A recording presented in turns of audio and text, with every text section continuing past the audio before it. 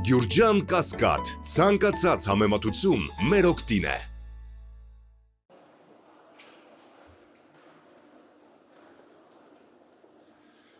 So, Your Excellency, my dear friend, it's with great pleasure that I welcome you and your delegation to Cyprus. Historical, cultural ties, common experiences, and a shared set of values set the framework for our discussions. We once again reaffirmed the strong bilateral relation between our two countries and our peoples. Relations that have been nurtured and tested under very difficult conditions and which conditions are unfortunately continuing. Today we had very productive discussion on a number of issues. In brief, on bilateral level, the opening of Cypriot and Armenian diplomatic missions is imminent, and this is going to be facilitating further deepening of the cooperation and the ties, especially as regards economic and investment, and of course it would be expanding the people-to-people contacts that are already in place. In this context, I have to mention, of course, the very vibrant Armenian community in Cyprus, which is a very valuable part and element of the Cypriot society. They act as a catalyst for keeping our historic links alive and our common heritage strong, and of course for boosting our political convergence. Secondly, I updated the Minister on recent developments as regards the Cypriot problem.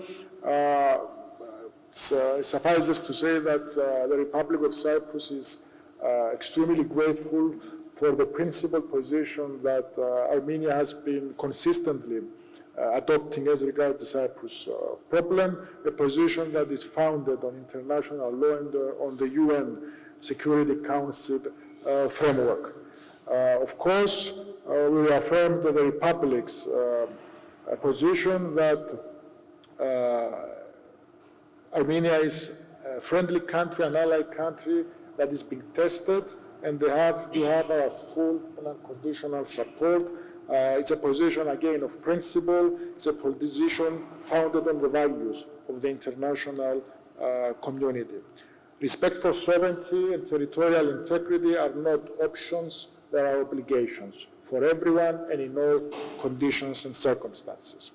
Third, Cyprus strongly promotes and supports the deepening of the relations between Armenia and the European Union. We welcome two recent developments, the assistance under the EPF in support of Armenia, and secondly, the opening of the visa liberalization dialogue between the European Union and Armenia. These are very significant steps, and you can be certain that you have our full support moving forward on those and on other files that are opening up in Brussels. Finally, we discussed the normalization process between Armenia and Azerbaijan. We welcome the position that the Armenian government has adopted in relation to how there can be progress ahead. And I want to state a very simple principle. Diplomatic discussion, dialogue is the only way of resolving any kind of disputes. At the same time, coercive tactics cannot be dictating how that dialogue is being conducted. The sovereignty, territorial integrity, as I already mentioned, must be respected, and this is not something that could be negotiated. Full solidarity with the people of Armenia, and we have been trying to support at the humanitarian level in all ways possible and in full cooperation and coordination. My dear friend, let me once again welcome you to Cyprus. It's been a real pleasure to have you here, and I look forward to the rest of our discussions for this day. Thank you. Honorable Minister, my dear friend, I'm very glad to be back to Nicosia in this capacity, in my capacity of Foreign Affairs Minister. I warmly recall my previous visits, but today's visit is of particular importance for me because this is the first time the Foreign Minister for me is honored to participate in the Ambassadors' Conference and address the distinguished heads of diplomatic missions of Cyprus. Dear Konstantinos, thank you for this invitation, and I should say that I enjoyed the open and comprehensive discussion we had earlier today in that format. Coming to our bilateral discussions today, I would like to stress the following 4 points. First, as I mentioned in the beginning, we have solidified our partnership to a point where the presence of resident diplomatic missions in our capitals is simply a must. So I'm pleased to join you in announcing that Armenia and Cyprus will reciprocally open embassies in the capitals of both countries in coming months. Needless to say that it will further contribute to strengthening our partnership and also people-to-people contacts. Secondly, where and how to strengthen our partnership. I'm glad to see that the trade turnover between the 2 countries has been growing during last year, and I believe it is exactly the direction we can and we should work jointly to outline new deliverables and ensure continuation of the positive dynamics. Third, my third point refers to Armenia's partnership with the European Union.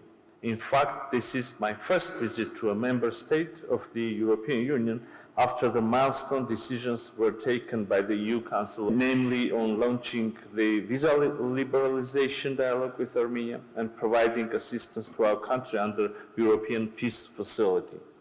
And I think it is also symbolic, as we are aware of the very supportive approach of Cyprus in reaching these historic milestones. Thus, I take this opportunity to thank you, dear Minister, but also other EU and member state colleagues for the support extending to my country in this path, including through the support of our democratic reforms, which of course we are determined to continue.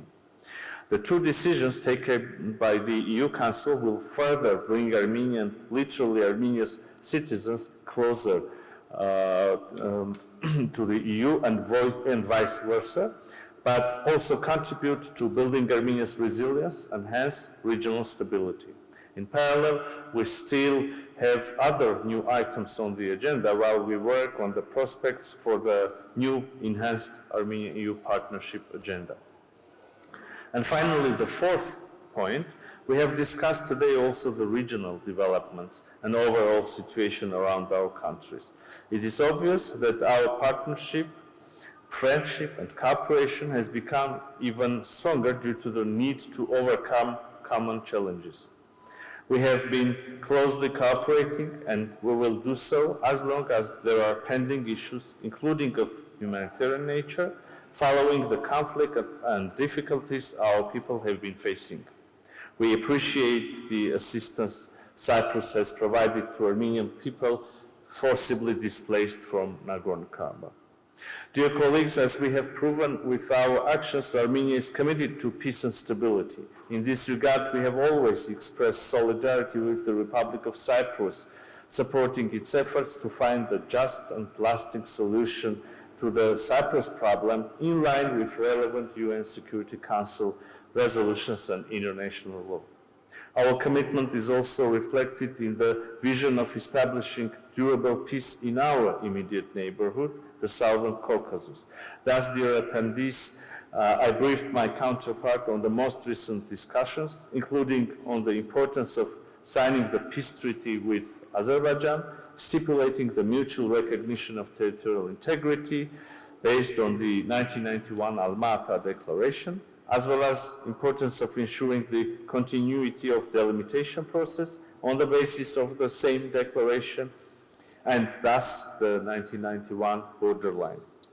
I think this position is both clear and consistent, but besides that, it has been also developed further by our proposals of creating mechanisms regarding border incidents as well as arms control, to which we have not yet received answers and which still remain open. I believe we should use the current historic momentum to work towards closing the page of enmity and preparing a better future for economic development and prosperity of the entire region, which is an important crossroads. Dear friend, concluding my remark, I once again thank you for the invitation and today's comprehensive discussions and the warmest reception of my delegation. Thank you very much. Now, Their Excellencies, the ministers can accept up to 2 questions from the members of the press. So if we have questions, please introduce yourselves and the media you represent. Mario Adamo from Antenna TV. Mr. Minister, French and Belgium are ready to evacuate their citizens from Lebanon. Cyprus is ready to operate a STIA plan. The STIA plan has been activated weeks ago. It's in full operation, in full preparation mode. We had all the relevant interdepartmental meetings, and we have set out how the plan is to be applied in the event that this is necessary. So, as we have done in the recent few months, in relation to Sudan, in relation to post-October 7th and Israel, we have been preparing for this event, if it's happening. We all hope that we are not going to be needed, but in the event that this is not the case, Cyprus will continue to act as a bridge to safety and to facilitate the evacuation, the safe evacuation of citizens from any war zone in our part of the world. From the Associated Press, for the Armenian minister, I'm curious, you mentioned, well, these developments with the European Union. I was curious whether, what other ways Armenia has to reach out to the EU and strengthen its relations with the bloc. And for the Cypriot minister, I wanted to ask, is there any update on the assistance being shipped to Gaza? What's happening there, and what are the next steps? If you could just outline it, please. Well, probably I can start. Thank you for your interest and your question. As I said, the opening of the launching of the dialogue, visa liberalization dialogue, and providing support to Armenia under European Peace Facility are only 2 instances of a bigger cooperation, bigger picture. We're currently in the middle of a process of significantly deepening our relations with the European Union. We have a new partnership agenda. We are thinking over and working over new mechanisms and tools that can be used in scope within this partnership. I would also like to add that the people of Armenia, we do have the European aspirations, and the European Union acknowledges these aspirations. So now jointly we think about and work over, as I said, new tools, new mechanisms of bringing the 2 countries, the European Union and member states from one side and Armenia from the other side, closer. I would like also to repeat the sentence that my Prime Minister said in his speech in the European Parliament. Armenia, from its side, Armenia is ready to become as closer to the European Union as the European Union would consider possible. Also jointly with the European Union, but also with the United States, we work over a plan aiming to increase the level of resilience of Republic of Armenia during these challenging times, and having in mind the threats and challenges that we have in Armenia and around Armenia in our region. So the processes are going on, and hopefully we will be seeing new programs, joint tools launched. As regards the humanitarian aid, the corridor, I would have to remind that the corridor pre-existed J-lots. We are now at the process where we are phasing out of J-lots, and there's always been planning in place about the medium-term option, which is ready to be activated. all the logistics and all the various elements have been put in place. And we had very detailed and comprehensive discussions with partner states about the next stage, and we are talking about different ways of methodology for, again, direct access. All this, of course, subject to developments, because as you can understand, the situation in the region in the last few hours is taking a very different turn, and that is something that can only affect any kind of planning as to how humanitarian aid goes into Gaza. I conclude by this. All the various methods of sending aid into Gaza have been facing difficulties, and this, of course, is not going to stop us from trying to contribute in something that we believe there is serious need and it's only going to get worse.